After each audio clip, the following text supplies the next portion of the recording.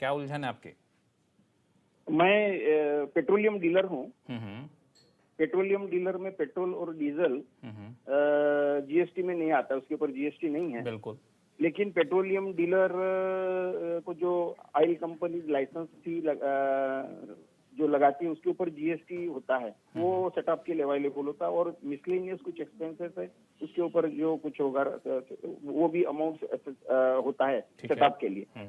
लेकिन जो डीलर बहुत बड़ा सेल नहीं होता लुब्रिकेंट्स और एसेसरीज का, उसके ऊपर उसको जो जीएसटी भरना पड़ता है। तो ये जो सेटअप उसको अवेलेबल है वो उसमें क्लेम कर सकता है क्या? जी, तो देखिए ऐसा होता है कि जो आपके एग्जेम्प्टेड जीएसटी प्रोडक्ट्स होते हैं और आपके जो टैक्सेबल जीएसटी प्रोडक्ट्स होते हैं, अगर आप दोनों ही सप्लाई कर रहे हैं तो आपको एक कॉमन क्रेडिट का प्रोविज़न होता है कि आप उसको कॉमन क्रेडिट ले सकते हैं। लेकिन जो पेट्रोल और डीजल है ये एग्जेम्प्टेड नहीं है, ये नॉन जीएसटी है, इसके ऊपर जीएसटी लगता ही नहीं है। इसके ऊपर जैसे आपने कहा इसके ऊपर तो वैट ही लगता है। तो यहाँ पे लॉ कहीं क्लियर नहीं है कि इस केस में आप कॉमन क्रेडिट ले पाएंगे या नहीं ले पाएंगे। इस पे अलग अलग प्रोफेशनल्स के अलग अलग व्यूज़ हैं। मेरा व्यू ये है कि देखिए जैसे आपने खुद ही बोला कि लुब्रिकेंट्स की सेल ज़्यादा नहीं है, तो ऑब्वियसली उसका जो जीएसटी का क्रेडिट और आउटपुट होगा वो बहुत ज़्यादा नहीं होगा। तो आप इसको क्रेडिट को ना लीजिए to be on the safe side, क्योंकि इस पर कोई क्लैरिटी अभी नहीं है और बहुत ज़्यादा अमाउंट ऐसा नहीं है जो आपको नुकसान हो रहा है अगर आप क्रेडिट नहीं ले पाते हैं। तो आप थोड़ा सा सेफ रहेंगे अगर आप ये क्रेडिट नहीं लेते हैं। तो मेरी एडवाइस ये है कि आप इस क्रेडिट को ना लें और जो जीएसटी आउटपुट बनता है आपका लुब्रिकेंट्स पे वो आप पे करा दें। चलिए, अगला सवाल ईमेल के जरिए आया है मैंगलोर से सुनील डिसूजा जी का।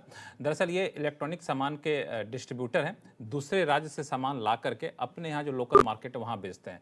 लेकिन जब इन्होंने मंथली रिटर्न फाइल किया तो इनको पता चला कि आईजीएसटी की रकम एसजीएसटी के सामने एडजस्ट नहीं कर सकते हैं। अब समस्या है कि सुनील जी के जीएसटी अकाउंट में करीब 1,69,000 रुपये जमा हो चुके हैं। ये जानना चाहते हैं कैसे अपने पैसों को वापस लें। गौरी, देखिए क्या मुझे लगता है लक्ष्मण, इनको कहीं गलती लगी है, किसी ने गलत गाइड किया है या कुछ प्रॉब्लम हुई है, क्योंकि ऐसा प्रोविज़न कहीं नहीं कहता कि आप आईजीएसटी को एसजीएसटी से सेट ऑफ नहीं कर सकते।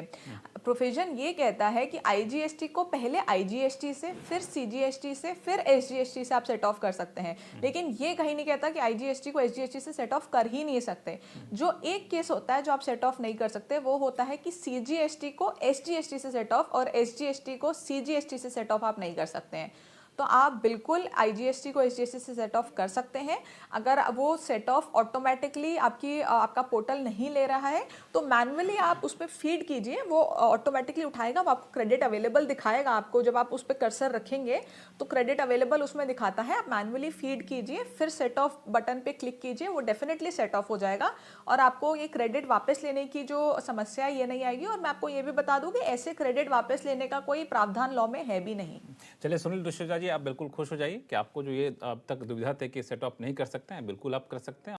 Like the video, subscribe to channel. Thanks.